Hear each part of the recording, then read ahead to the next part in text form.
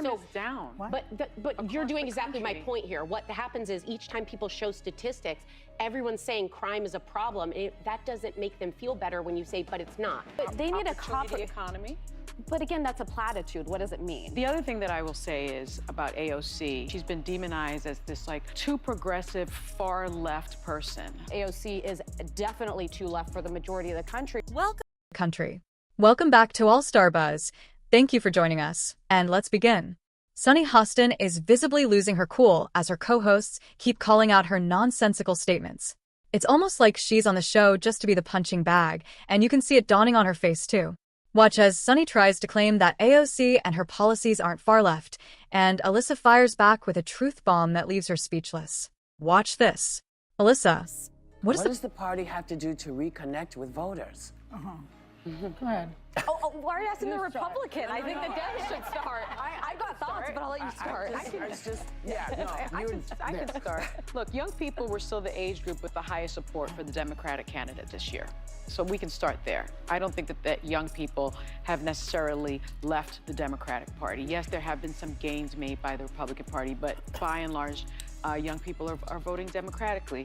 The other thing that I will say is about AOC, she has been demonized by the right, and she's been demonized as this like too progressive, far left person. And I want to try to set the record straight, because if she is too progressive, then the Democrats really are going to lose the working class, because this is her platform.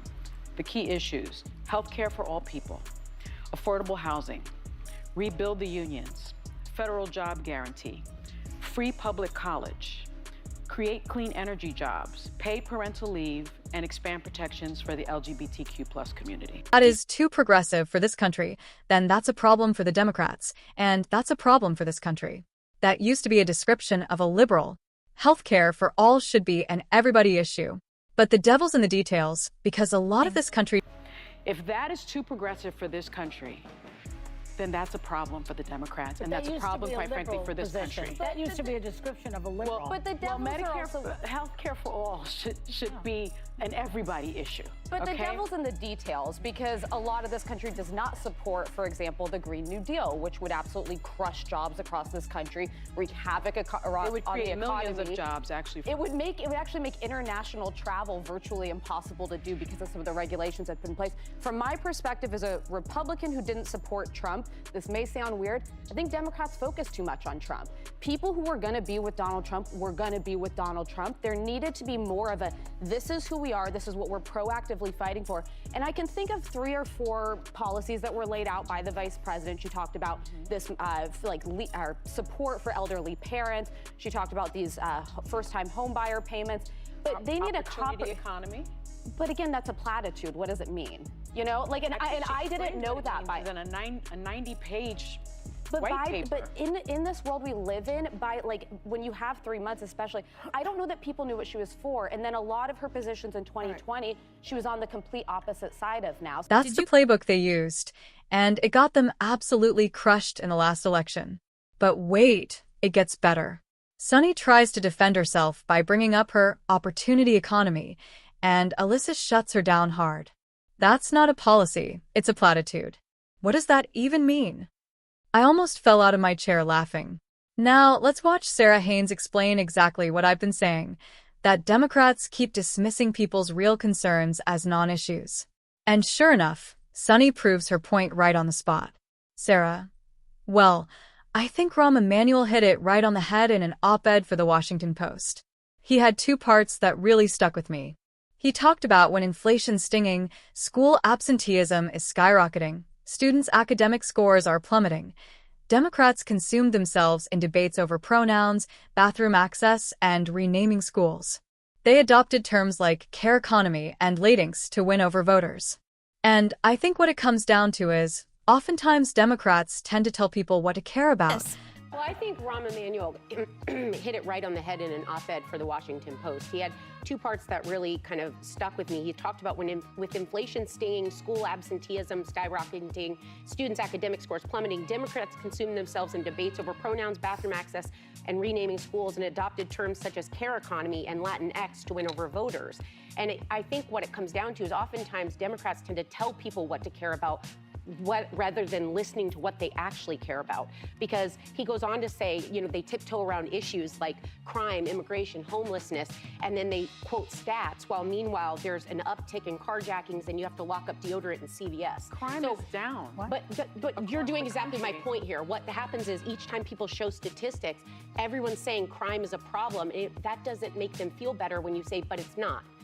While regular people make decisions based on what's happening in their everyday lives.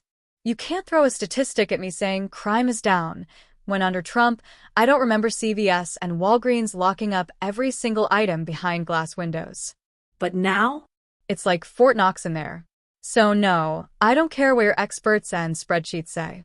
I can see with my own eyes that things are worse than they were before. And that's the core issue with Democrats. When you walk around like you're better than everyone else, like your stuff doesn't stink, you lose the ability to connect with people. If someone has a concern or belief you don't share, you instantly dismiss it as irrelevant or not credible. That's not leadership. That's straight-up narcissistic behavior. See with my own eyes that things are worse than they were before. And that's the core issue with Democrats. When you walk around like you're better than everyone else, like your stuff doesn't stink, you lose the ability to connect with people. If someone has a concern or belief you don't share, you instantly dismiss it as irrelevant or not credible. That's not leadership. That's straight-up narcissistic behavior. Now, let's watch Whoopi Goldberg and Joy Behar make some jaw-droppingly low IQ statements about RFK. Watch this. That make America healthy again. And it's been gaining ground with folks. But let me remind everyone that long before him, Maha was already Michelle Makes America Healthy. Okay? That's what she was doing when she was first lady. So it's not an unknown concept. Yeah, Right. that's true. So, Now he's out there saying this, but do you actually believe anything he says? Tell the truth. I mean, they overturned Roe v. Wade. He said he wasn't going to put anybody in who back to Project 2025. A lot of people that he's put into this new administration believe that stuff. He said that grocery prices would magically come down. He already admitted that they can't very easily come down. Remember when during COVID, he said, no masks, you don't need masks. That was also BS. He attacked Dr. Fauci, who was really trying to help everybody. Yeah. He pushed deworming medication for horses on us. And the worst, the pièce de résistance, as they say, is he sent COVID tests to Putin. Yeah. That really ticked me off. Magically come down, he already admitted that they can't very easily come down him here, remember, when during he said no masks, you don't need masks. That was also BS. Attacked Dr. Fauci, who was really trying to help everybody he pushed deworming medication for. Horses on us, you manned. And the worse the piece de resistance is, they saw he sent COVID tests to Putin. Yeah, that really TIO. And one more thing, what tangible benefits did we actually see from Michelle Obama's health initiative? Let's talk about that. Absolutely nothing. Kids are still overweight, ADHD, autism, and learning disabilities are skyrocketing. Clearly whatever Michelle Obama tried didn't work. And now, let's dive into Joy Behar's ridiculous take. People calling Ivor on a horse dewormer is beyond dishonest its own of. The most widely used treatments globally, RFK Jr. actually broke it down on the Joe Rogan podcast. For the government to fast-track vaccines under federal authorization, they had to ensure there were no other effective treatments available. That's why they discredited and hydroxychloroquine to push through a $200 billion vaccine plan. It was pure corruption led by none other than Dr. Fauci himself. That is why Trump needs to investigate him, especially after Fauci admitted that a whole mask mandate and 6-0 social distancing rule were made up. No science, just speculation. Unbelievable. Now Watch Sarah Hayes try to make a valid point to Sunny. Maybe we should just feed people unhealthy processed junk and then send them straight to Big Pharma to fix everything with a cocktail of pills. Maybe we should explore other solutions. Why do Asian community live longer without relying on pills to... One thing, Sunny, because I understand what you're saying about Western medicine, but there are Eastern traditions that are thousands of years old. I have a Chinese Western-trained doctor who has pointed out where the